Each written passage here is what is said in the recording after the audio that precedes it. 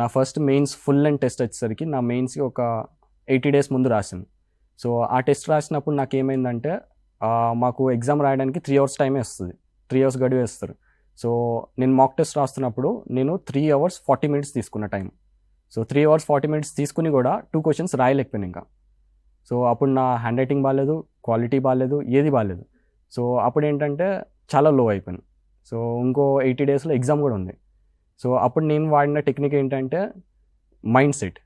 So మాకు ఒక group ఉంది మెయిన్స్ రాసే వాళ్ళకి. సో వికాస్ దయాల్ అని చెప్పి ఒక సార్ ఉన్నారు, ఆయన మెంటర్. ఆయన ఒక గ్రూప్ తయారు చేశారు. ఆ గ్రూప్ తయారు చేసి ఒక 200 to 250 members ఉంటారు మెయిన్స్ రాసేవాళ్ళు. వీళ్ళేంటంటే రోజు ఆన్సర్ రాసి అక్కడ పెట్టేవాళ్ళు. సో అక్కడ ఒక ఫుల్ అండ్ టెస్ట్ అయినప్పుడు, సో 3 hours ఎగ్జామ్ కాబట్టి కరెక్ట్ 3 hoursలో వాళ్ళు టెస్ట్ రాసి అప్లోడ్ కూడా చేస్తున్నారు. అప్లోడ్ కూడా చేస్తున్నారంటే పేపర్ 10 minutes ముందు ఫినిష్ చేస్తున్నారు. సో అప్పుడు నాకేంటంటే ఫస్ట్ ఒకరిద్దరు చేసినప్పుడు ఇది ఒకరిద్దరు చేస్తున్నారు, ఇది ఎక్సెప్షనల్ కేసెస్, చాలామంది పేపర్ కంప్లీట్ చేయలేరు అన్న పర్సెప్షన్లో ఉన్నా. బట్ సెకండ్ టెస్ట్ అయినప్పుడు, థర్డ్ టెస్ట్ అయినప్పుడు చాలామంది పెరిగిపోయారు.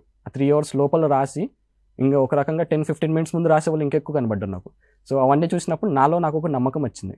సో ఇది పాసిబుల్ చేయొచ్చు అని చెప్పి. సో ఈ నమ్మకంతో వచ్చిన తర్వాత నేను ఎక్కువ నమ్మింది ఏంటంటే మనం చదువుకుని రాసిన పాయింట్స్ ఎంత ఇంపార్టెంటో మనకి ఆన్ ద స్పాట్ వచ్చిన పాయింట్స్ కూడా అంతే ఇంపార్టెంట్. మనం ఏంటంటే ఆన్ ద స్పాట్లో చేయాలన్నప్పుడు మనకు ఒక భయం, ఒక ఫియర్, ఆ స్పాంటేనిటీ అంటే కొంచెం భయపడుతుంటాం కరెక్ట్ కాదని చెప్పి. సో బట్ ఈ స్పాంటేనియస్ కూడా ఈక్వల్లీ ఇంపార్టెంట్ అని చెప్పి నేను అప్పుడు నమ్మాను. సో దానివల్ల ఏమైందంటే నేను తర్వాత నుంచి నేను రాసిన ప్రతి టెస్ట్ 10 minutes ముందు ఫినిష్ అయింది. సో రిటర్న్లో కంటే మైండ్ సెట్లో నాకు ఎక్కువ వర్క్ వచ్చిందని చెప్పి నేను అనుకుంటున్నాను.